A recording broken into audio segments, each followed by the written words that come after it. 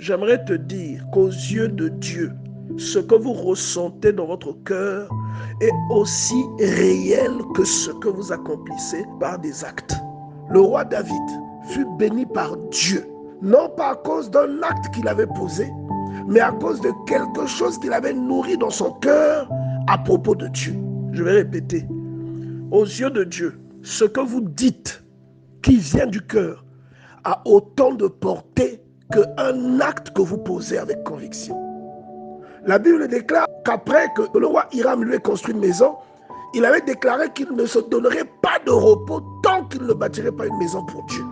Et on expliquera plus tard, parce qu'il a été un homme de sang, le même Dieu viendra lui dire que ce n'est pas toi qui bâtiras cette maison, mais que son fils le ferait. Mais Dieu rattrape ensuite en disant que parce que tu as eu cette pensée, il dit parce que tu as eu cette idée, je te bénirai.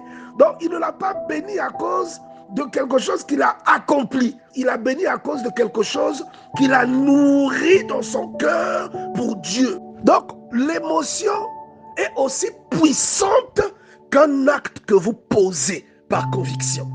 Vous allez comprendre pourquoi quand vous faites une action, vous faites l'aumône, si ce n'est pas quelque chose qui est nourri, quelque chose qui vient de votre cœur, l'aumône là est multiplié par 0.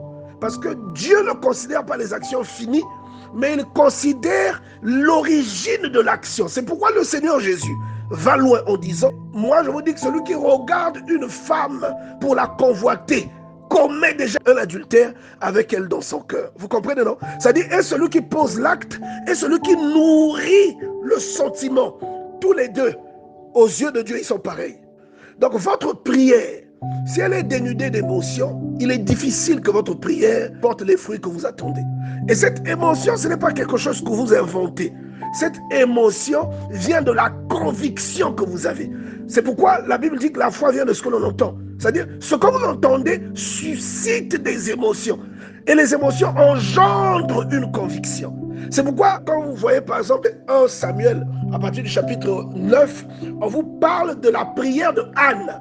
Au verset 10, on dit, l'amertume dans l'âme, elle pria l'Éternel et versa des pleurs. Est-ce que vous comprenez?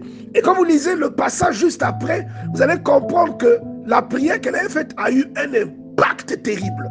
Est-ce que vous comprenez? Et je vous ai parlé de 2 Rois chapitre 20, en vous parlant de Ézéchias, à qui l'on vient annoncer la mort prochaine. La Bible dit qu'il se tourna contre le mur, il a parlé à Dieu et il a versé d'abondantes larmes. Regardez sa prière est courte. 2 Rois chapitre 20 verset 3.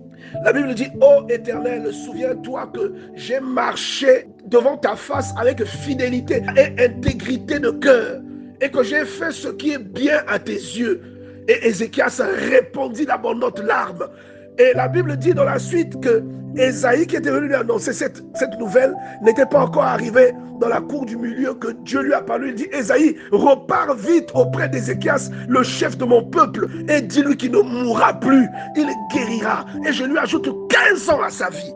Vous voyez, l'émotion rend tangible quelque chose qui était abstrait. Donc, là, le Seigneur nous parle dans le livre d'Éphésiens au chapitre 6, verset 18, en disant, faites en tout temps par l'Esprit, toutes sortes de prières. Quand il dit toutes sortes de prières, vous comprenez qu'il n'y a pas qu'une seule façon de prier, mais il y a plusieurs types de prières.